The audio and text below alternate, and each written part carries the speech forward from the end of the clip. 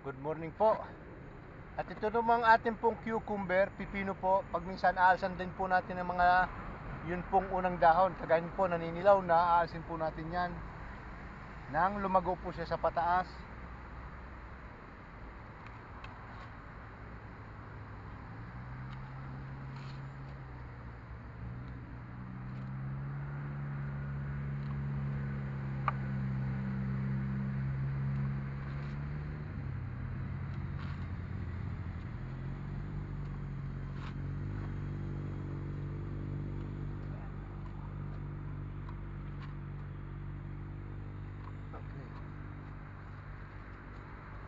Oh, tingnan nyo po, dahil bunga.